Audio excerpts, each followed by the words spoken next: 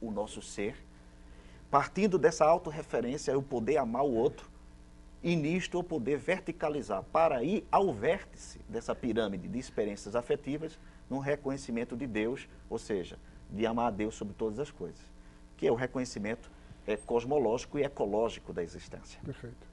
Então, o que a gente percebe são sujeitos demenciados. Por exemplo, se você aumenta hoje a taxa de estacionamento do shopping center para R$5, as pessoas não têm nenhuma reação.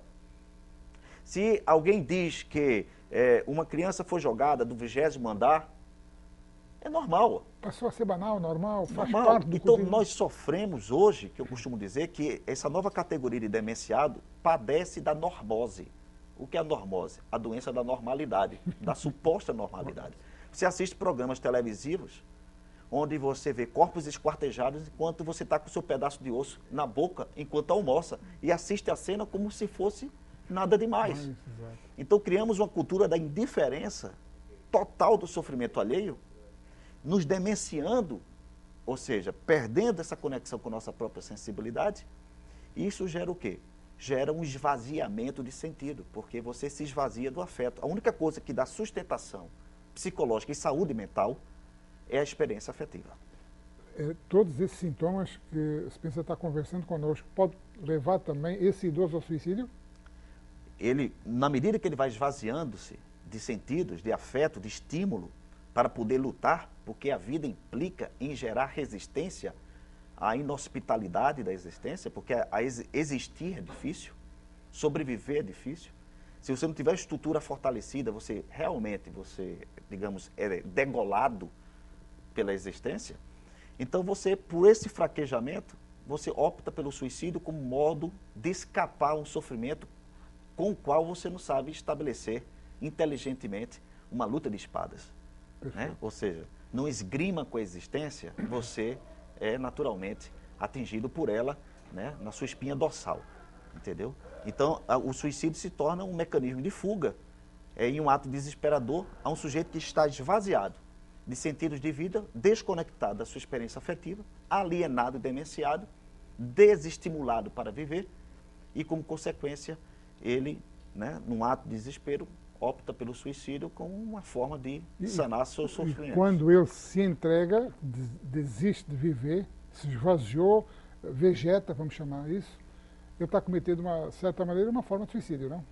Também, eu diria que o pior suicídio não é aquele que você imputa a você, num ato desesperador, maquinalmente, o fim da sua vida de um modo abrupto e fatalista.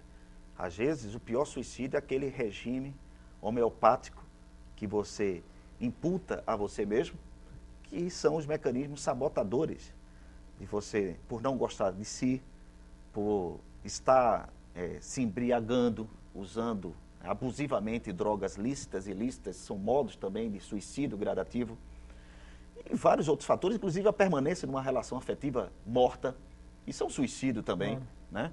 Tudo aquilo que leva você a estancar o fluxo da existência que precisa fluir através do seu ser.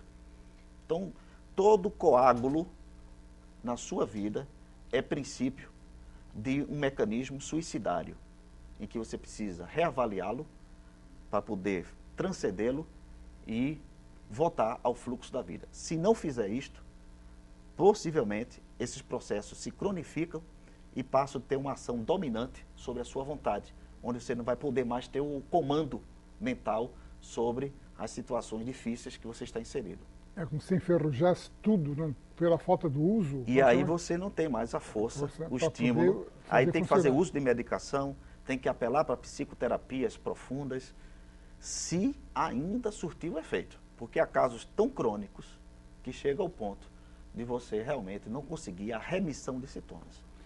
Spencer, já nós vamos fazer o segundo intervalo, mas entretanto eu faria uma pergunta que provavelmente vai ser a continuação do terceiro bloco. Pela sua experiência, pelo atendimento que faz no seu consultório, pela vivência que tem ao longo desses anos trabalhando como professor e psicólogo, tem volta, tem chance, existe remédio, há condição de se estancar?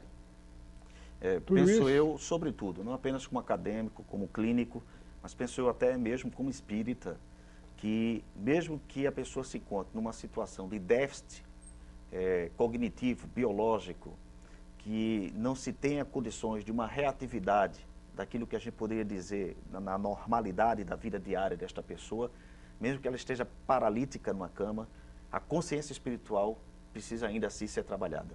Então nós vamos conversar muito nesta parte do terceiro bloco, que vai começar daqui a pouco, e vamos viver o terceiro momento cultural. Gesso trevo, o gesso do novo tempo, o gesso da modernidade, da simplicidade, da elegância e da leveza. Pensou em gesso, gesso trevo. A agenda cultural do GIAP na tarde desta terça-feira, das 14 às 16, atendimento fraterno e tratamento de saúde, das 15 às 16h30, reuniões públicas, palestras e passos, e às 7h30 e 11h30, escolinha com 30 alunos de 4 a 6 anos com merenda. Lembrando que o telefone do GIAP é o 34621785 e o e-mail do nosso programa é amoroprosimo@